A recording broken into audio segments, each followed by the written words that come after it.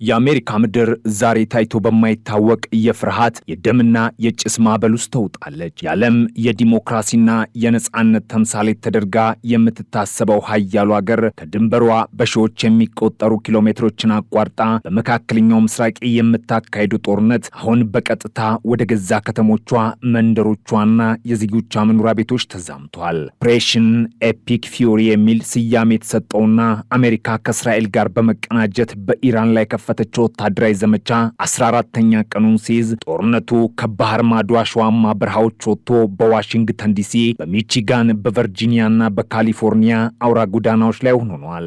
አሜሪካ ዛሬ በውጭ ጠላት ብቻ ሳይሆን በገዛ ጉያዋ ባቀፈቻቸውና ተኝተው በሚጠባበቁ የሽብር ህዋሳት ክፉኛ እየተገረፈች ትገኛለች። የጥፋቱ ደመና መጀመሪያ ያረፈው በሚቺጋን ግዛት ከዲትሮይት ከተማ አቅራቢያ በሚገኘው ዌስት ብሉፊልድ ታውንሺፕ ነው። ሐሙስ ዕለት በመላው ዓለም የሚገኙ አይሁዳውያን በመካከለኛው ምስራቅ ባለው ጦርነት ምክንያት በከፍተኛ ስጋት ውስጥ በነበሩበት ወቅት ቴምፕል እስራኤል የተሰኘውና በአሜሪካ ካሉ ትላልቅ የአይሁድ አምልኮ ስፍራዎች አንዱ በሆነው ቤተ መቅደስ ላይ እጅግ አሰቃቂና ያልተጠበቀ ጥቃት ተፈጽሟል። አጥቂው የ41 ዓመቱ አይማን መሐመድ ግዛሊ የተባለ ግለሰብ ሲሆን በከፍተኛ ፍጥነት ሲያሽከረክር የነበረው ተሽከርካሪ የቤተ መቅደሱን ዋና የብረት በር ሰብሮ ወደ ህንፃ ውስጥ ዘልቆ ገብቷል። ግዛሊ ታሪኩ እጅግ አግራሞት የሚፈጥር ነው። በሊባኖስ ተወልዶ በ2011 ወደ አሜሪካ የገባው ይህ ግለሰብ በ2011 ሙሉ የአሜሪካ ዜግነት ያገኘ ሰው ነው። ለዓመታት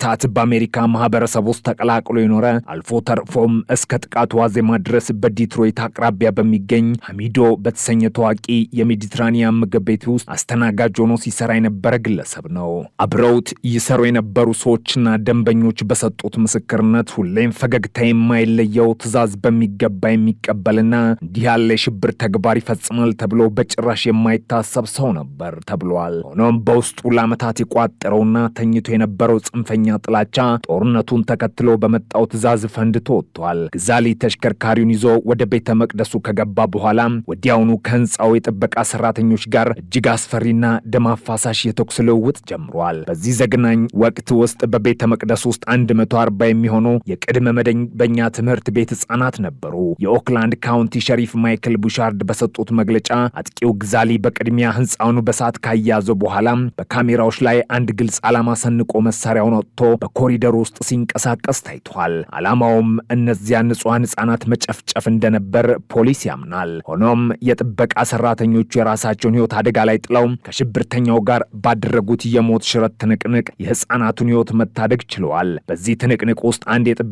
ሰራተኛ በተሽከርካሪው ተገጭቶ ክፉኛ የቆሰለ ሲሆን ፖሊሶችና የልዩ ኃይል አባላት ስፍራው ሲደርሱ ህንፃው ሙሉ በሙሉ በእሳትና በጭስ ተውጦ ነበር። ፖሊሶች በተሽከርካሪ ውስጥ ፈንጂ ሊኖር ይችላል በሚል ስጋት የጋዝ ጭንብል አጥልቀው ወደ ውስጥ ቢገቡም አጥቂው ግዛሊ በተኩስ ልውውጥ ህይወቱ ማለፉን አረጋግጧል። ይህ በሚቺጋን የተፈጸመው ጥቃት አሜሪካውያንን ከእንቅልፋቸው ያባነነ ትልቅ የዶል ድምፅ ሆኗል። ተኝቶ የሚጠባበቁ የሽብር ህዋሳት ምን ያህል በቅርብ ርቀት አልፎ ተርፎም የዕለት ተዕለት ኑሯቸው አካል ሆነው እንደሚገኙ ማረጋገጫም ሆኗል። ትላንት ምግብ ያቀረበል መንገድ ያሳይ ወይም አብሮ የሰራ ሰው ነገ ትዕዛዝ ሲደርሰው የሞት መልእክተኛ ሊሆን እንደሚችል ማየቱ በአሜሪካ ማህበረሰብ ውስጥ ከፍተኛ የሆነ የስነ ልቦና ቀውስና የጥርጣሬ መንፈስ ፈጥሯል። ይህን ጥቃት ተከትሎ ከኒውዮርክ እስከ ሎስ አንጀለስ፣ ከዋሽንግተን ዲሲ እስከ ሚያሚ ያሉ የፖሊስ መምሪያዎች በመላው ሀገሪቱ የሚገኙ የአይሁድ አምልኮ ስፍራዎችን፣ ትምህርት ቤቶችና የንግድ ተቋማትን ወደ ከፍተኛ ወታደራዊ ጥበቃ ቀጠናነት ቀይሯቸዋል።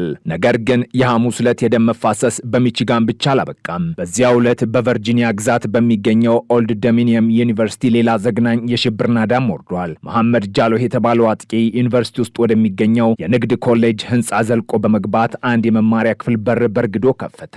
እንደ ዓይን እማኞቹ ገለጻ አጥቂው ወደ ክፍሉ እንደገባ ይህ የሮትሲ ክፍል ነው በማለት የአሜሪካ ጦር ተጠባባቂ ኦፊሰሮች የሚሰለጥኑበት ክፍል መሆኑን ለማረጋገጥ ጠየቀ። መልስ እንኳን ሳይጠብቅ አውቶማቲክ መሳሪያውን አውጥቶ በክፍል ውስጥ በነበሩት ሰዎች ላይ ጥይት ማዝነብ ጀመረ። የዚህ አጥቂ ማንነት ይበልጥ አስደንጋጭ ነው። የፌዴራል ምርመራ ቢሮ እንዳረጋገጠው መሐመድ ጃሎህ በ2016 ዓ.ም ለውጭ የሽብር ድርጅቶች የገንዘብና የቁሳቁስ ድጋፍ በማድረግ ወንጀል ተከሶና ጥፋተኛ ተብሎ በስር ላይ ነበረና በቅርቡ በ2004 ከስር የተለቀቀ ግለሰብ ነው። ይህ ሰው ከስር ከተለቀቀ በኋላ በደህንነት ተቋማት የቅርብ ክትትል ስር መሆን ሲገባው እንዴት መሳሪያ ታጥቆ ወደ ዩኒቨርሲቲ ሊገባ ቻለ የሚለው ጥያቄ የደህንነት ተቋማቱን አሰራር ክፉኛ እያስነቀፈው ይገኛል። በዩኒቨርሲቲው በተፈጠረው በዚህ የሽብር ጥቃት አንድ ንጹህ ሰው ህይወቱ ሲያጣ ኢላማ ተደርገው የነበሩ 2 የአሜሪካ ጦር አባላት ደግሞ ክፉኛ ቀስለዋል። ሆኖም አጥቂው ጃሎህ የተገደለው በፖሊስ ጥይት ሳይሆን እዚያው ክፍል ውስጥ በነበሩና የራሳቸውን ህይወት መስዋዕት አድርገው በጀግንነት በተጋፈጡት ተማሪዎች ትንቅንቅ መሆኑ ተነግሯል። የኤፍቢአይ ዳይሬክተር ካሽ ፓቴል እነዚህን ተከታታይ ጥቃቶች አስመልክተው በሰጡት መግለጫ ድርጊቶቹ ሙሉ በሙሉ የሽብር ተግባር ብለው የፈረጇቸው ሲሆን የጋራ የሽብር መከላከያ ግብረ ኃይል ወይም ጆይንት ቴሮሪዝም ታስክ ፎርስ ሙሉ በሙሉ ወደ ስራ መግባቱን አስታውቋል። ዳይሬክተሩ እንዳሉት እነዚህ ጥቃቶች በተናጠል የተፈጸሙ የአጋጣሚ ወንጀሎች ሳይሆኑ ኢራን በአሜሪካ ላይ ለመበቀል የጀመረችው ሰፊና የተቀናጀ የውስጥ ሽብር ዘመቻ አካል መሆናቸው ግልጽ ማሳያ ናቸው። ይህ የውስጥ ሽብር ስጋት አሜሪካን እያመሰ ባለበት በዚህ ወቅት ከምዕራባዊው የባህር ጠረፍ በተለይም ከካሊፎርኒያ በኩል ሌላ እጅግ አደገኛ ማስጠንቀቂያ ወጥቷል። ኤፍቢአይ ከቀናት በፊት በሚስጥር ያወጣውና አሁን እየሆነ የመጣ የሚመስለው መረጃ እንደሚያመለክተው ኢራን በካሊፎርኒያ የባህር ዳርቻ አቅራቢያ ከሚገኙ ማንነታቸው ካልታወቁ የንግድ ወይም የጭነት መርከቦች ላይ አውዳሚ የሆኑ ሰው አልባ አውሮፕላኖችን በመልቀት ድንገተኛ ጥቃት ለመፈጸም አቅዳለች። አሜሪካን በገዛ ምድሯ ላይ እናስተምራታለን የሚለው የኢራን ዛቻ አሁን በተግባር ለመተርጎም የተቃረበ ይመስላል። የሎስ አንጀለስ፣ የሳን ፍራንሲስኮና የሳንዲያጎ የባህር ጠረፎች አሁን የኢራን ድሮኖች ቀዳሚ ኢላማ ሆነዋል። ሁኔታው ምን ያህል አሳሳቢ ደረጃ ላይ እንደደረሰ የሚያሳየው ኤፍቢአይ ከስካሁኑ ልምዱ ወጣ ባለመልኩ በማህበራዊ ሚዲያ ገጹ ላይ ያወጣው ያልተለመደ ቪዲዮ ማስጠንቀቂያ ነው። በቪዲዮው ላይ ዜጎች በዙሪያቸው ወደ ጥቃት የሚያመራ ባህር የሚያሳዩ መሳሪያ የሚያከማቹ ወይም አጠራጣሪ እንቅስቃሴ የሚያደርጉ ሰዎችን ወዲያውኑ ለፖሊስ እንዲጠቁሙ ጥሪ አቅርበዋል። የካሊፎርኒያ ግዛት አስተዳዳሪ ጋቪን ኒውሰም በበኩላቸው ግዛቲቱ ታይቶ ወደማይታወቅ የከፍተኛ ንቃት ደረጃ መሸጋገሯን አውጇል። የሎስ አንጀለስ ፖሊስ የሸሪፍ መምሪያ የባህር ዳርቻ ጠባቂዎችና ብሔራዊ ጥበቃ ኃይሉ ወታደራዊ ዝግጁነታቸውን አጠናክረዋል። የካሊፎርኒያ ነዋሪዎች አሁን ያለችበት ሁኔታ የወታደራዊ አገዛዝ የታወጀባት ይመስላል በማለት ስጋታቸውን እየገለጹ ነው።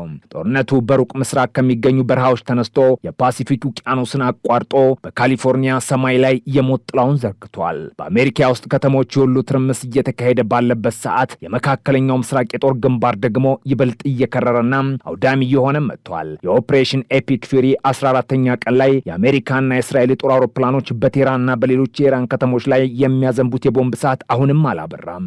በዚህ ወታደራዊ ግጭት መሃል እጅግ አነጋጋሪ የሆነው ፖለቲካዊ ክስተት የፕሬዝዳንት ዶናልድ ትራምፕ ድንገተኛ መግለጫ ነው።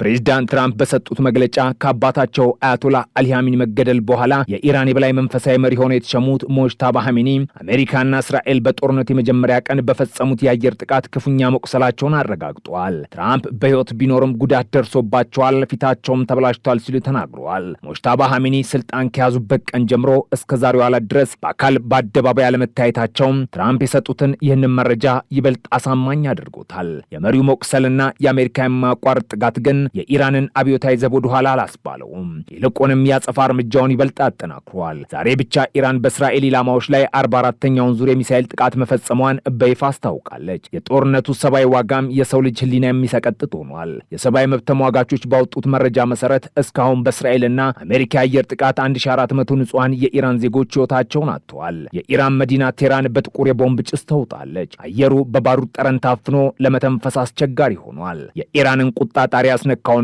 ጦርነቱን ወደማይመለስበት የበቀል አዘቅት የከተተው አሳዛኝ ክስተት የተፈጠረው በሚናብ ከተማ ነው። የአሜሪካ ጦር አውሮፕላኖች ወይም ሚሳኤሎች ጉዳዩን በፔንታጎን እየተጠራ ነው ቢባልም በአንድ የመጀመሪያ ደረጃ ትምህርት ቤት ላይ በፈጸሙት ዘግናኝ ጥቃት 168 ንጹሃን ዜጎች ሲገደሉ ከእነዚህ ውስጥ 110 የሚሆኑት ዕድሜያቸው ከ10 ዓመት በታች የሆኑ ትናንሽ ሕፃናት ናቸው። ይሰቆቃ መላውን የኢራን ሕዝብ በእንባና በቁጣ አሳብዷል። ይህን ተከትሎ አዲሱና በአካል የማይታየው መሪ ሞጅታባ ኻሜኒ በኢራን ብሔራዊ ቴሌቪዥን በድምፅ በተላለፈና የጦርነት አዋጅ በሚመስል ጠንካራ መመሪያቸው የኢራናውያንና የእነዚያ ንጹሃን ሕፃናት ደም ለመበቀል ወደኋላ አንልም፣ ጠላት በሰራው ወንጀል ልኩን እናቀምሰዋለን በማለት ዛቻቸውን አስተላልፈዋል። ሞጅታባ ኻሜኒ በመመሪያቸው የሰጡት ትዕዛዝ ወታደራዊ ጥቃት ብቻ ያካትት አይደለም። የኢራን ትልቁ የመበቂያ ካርድ የሆነውና ለዓለም ኢኮኖሚ ደም ስር የሆነውን የሆርሙዝ የባህር ወሽመጥ ሙሉ በሙሉ በመዝጋት ነው። በዚህ ሁሉ ምስቅልቅልና ወታደራዊ ፍክክር ውስጥ አሜሪካ በኢራቅ አየር ክልል ውስጥ ያልተጠበቀ ኪሳራ አስተናግዳለች። የፔንታጎን ቃል አቀባይ እንዳረጋገጡት የጦር አውሮፕላኖችን አየር ላይ ያሉ ነዳጅ የምትሞላ አንዲት ግዙፍ የኬሲ 135 አውሮፕላን በምዕራብ ኢራቅ በረሃ ላይ ተከስክሳለች። አውሮፕላኗ የተከሰከሰችው በጠላት ጥቃት ሳይሆን በቴክኒክ ችግር ነው የሚል ማስተባበያ ቢሰጥም የክስተት አሜሪካ በኢራቅ ካጣጫቸው አውሮፕላኖች አራተኛው መሆኑ የአሜሪካን የአየር ላይ ሎጂስቲክስ አቅም አቅም ክፉኛ እየፈተነው መሆኑን ያሳያል።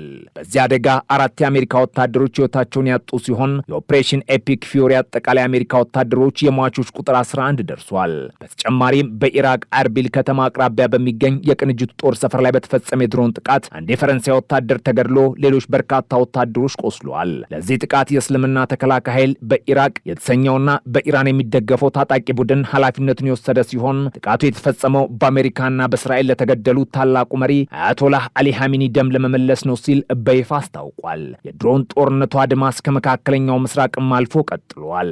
በኦማን የባህር ዳርቻ በምትገኘው ሶሃሬ ኢንዱስትሪ ከተማ ወደ ኢላማቸው ሲጓዝ የነበሩ 2 ድሮኖች በአየር መከላከያ ተመተው ሲወድቁ በፈጠሩት ፍንዳታና ስብርባሪ ምክንያት 2 የውጭ ሀገር ዜጎች ሰራተኞች ሕይወታቸውን አጥተዋል። ይህ የሚያሳየው የኢራንና የተኪዎቿ ጥቃት በቀጠና ያሉትን ሁሉንም ሀገራት የጦርነት ሰለባ እያደረጋቸው መሆኑን ነው። አሜሪካ ይህንን ሁለንተናዊ ጦርነትና የሽብር ማዕበል እያስተናገደች ባለችበት በአሁኑ ወቅት ሀገሪቱ ከውስጥ በሌላ የተፈጥሮ አደጋም እየደማች ነው።